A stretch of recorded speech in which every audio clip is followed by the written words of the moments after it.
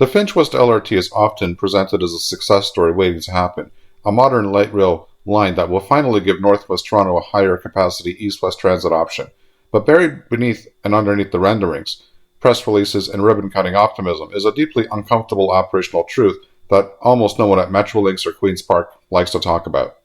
The Finch West LRT has a total fleet of just 18 vehicles, and during peak service, 16 of those vehicles are required to keep the line running as advertised.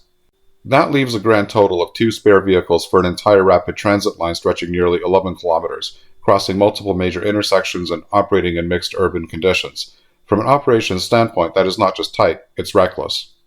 Transit systems live and die by their spare ratio, and this is one of those concepts that rarely makes it into public debate but matters enormously in real-world service reliability.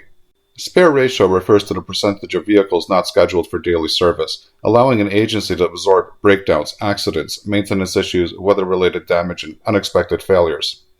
In Toronto's subway system, spare trains exist precisely because failures are not theoretical events but daily realities. The TTC can shuffle trains between lines, insert replacement sets, or pull from yards across the entire system when something goes wrong. The streetcar network, despite all its problems, at least has fleet depth and interlining flexibility that allows vehicles to be redeployed when needed. The Finch West LRT has none of that resilience. With only 2 spare vehicles, the Finch West LRT is operating on the assumption that nearly everything will go right, nearly all the time. That assumption simply does not align with how transit works in real cities, especially not in Toronto, where weather extremes, traffic interactions, aging infrastructure interfaces, and human error are constants. A single disabled vehicle during peak service immediately wipes out half of the available spares. 2 simultaneous issues, which is not remotely unusual in transit operations, pushes the line into service cuts, longer headways, and cascading delays. This is not a hypothetical scenario. This is inevitable. What makes this even more troubling is that the Finch West LRT cannot rely on backup vehicles from elsewhere in the city.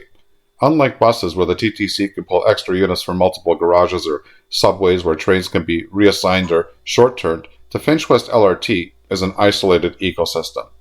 Its vehicles are custom-built, incompatible with other lines, and physically confined to a single maintenance and storage facility.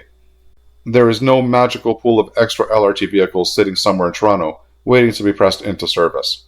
If the fleet is short, service simply degrades, and riders pay the price. This problem is not unique to the Finch West LRT. The same structural weakness exists on the Eglinton Crosstown, which also relies on a dedicated LRT fleet with no external redundancy. When crosstown vehicles fail, they cannot be swapped out with streetcars, buses, or subway trains.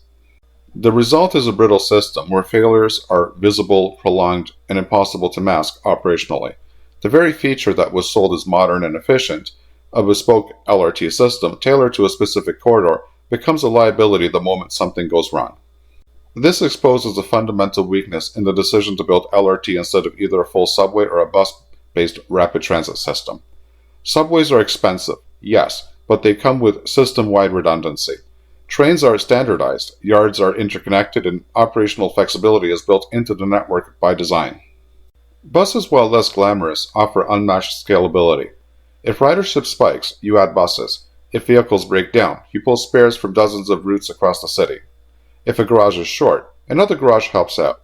LRTs sit in an uncomfortable middle ground, where they inherit the rigidness of rail without the redundancy of a true metro system.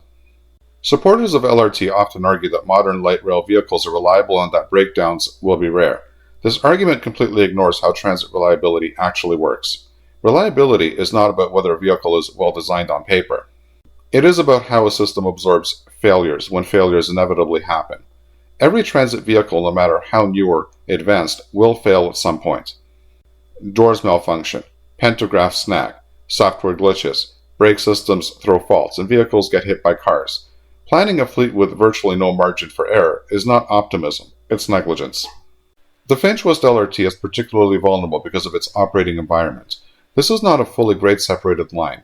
It crosses intersections, interacts with traffic, deals with snowbanks, freezing rain, and the chaos of Toronto winters. Each interaction point is another opportunity for delay or damage. A minor collision that would be shrugged off on a bus route can sideline a light rail vehicle for hours or days. With only 2 spares, even one such incident could ripple through the entire schedule. What is especially frustrating is that this vulnerability was not inevitable. The fleet size was a choice. The spare ratio was a choice. The decision to build a standalone LRT line without sufficient fleet depth was a choice driven by cost containment and political optics rather than long-term service quality. Cutting vehicles from the order saves money up front, but it externalizes risk onto riders who will experience longer waits, overcrowded vehicles, and unreliable service when the system is stressed. This also undermines public trust in transit investments. Riders do not care whether a delay is caused by a fleet availability issue or a vehicle shortage. They care that the train did not show up. When the Finch West LRT opens and immediately struggles to maintain advertised headways because one or two vehicles are out of service, the narrative will not be about spare ratios. It will be about another failed transit project, even though the failure was baked in from the start. Comparisons to the subway system are unavoidable here. The TTC's subway fleet is not perfect, but it is designed with redundancy because it has decades of institutional knowledge about how systems fail. Spare trains exist not because planners are pessimistic, but because they are realistic. The same logic applies to the streetcar network, where fleet size allows for rotations, rebuilds, and unexpected withdrawals without collapsing the schedule. The Finch West LRT, by contrast, is operating closer to an airline running almost its entire fleet every day with no backup planes. That works right up until it doesn't, and then everything falls apart at once. The tragedy in all of this is that the LRT was sold as a pragmatic middle-cost solution, but in practice it has inherited the worst traits of both extremes. It lacks the capacity and redundancy of a subway, while also lacking the flexibility and scalability of buses. Once the line is built and the vehicles are ordered, you are locked in. Adding more vehicles later is expensive, slow, and politically difficult. You cannot simply snap your fingers and fix a fleet shortage after the fact. If there is a lesson to be learned from the Finch West LRT, it is that vehicle supply and spare ratios are not boring technical details to be brushed aside. These are core determinants of whether a transit line functions reliably or becomes another cautionary tale. A rapid transit line with only 2 spare vehicles is not resilient. It is fragile, and fragility has a way of revealing itself very quickly once passengers start relying on the service every single day. In the end, this is not an argument against improving transit in Northwest Toronto. Finch Avenue deserves better service. A higher capacity transit is long overdue, but it is an argument for honesty about trade-offs. Choosing LRTs over subways or buses comes with structural limitations, and pretending otherwise does riders no favors. If we're going to choose to be building rail, we need to fund it properly, fleet it properly, and operate it with realistic margins for failure. Otherwise, we're not building reliability. We're building excuses. I hope that you liked the video. If so, please give it a like. If you're not subscribed and want to be notified of new videos that are released, please click on the Art Toronto button here.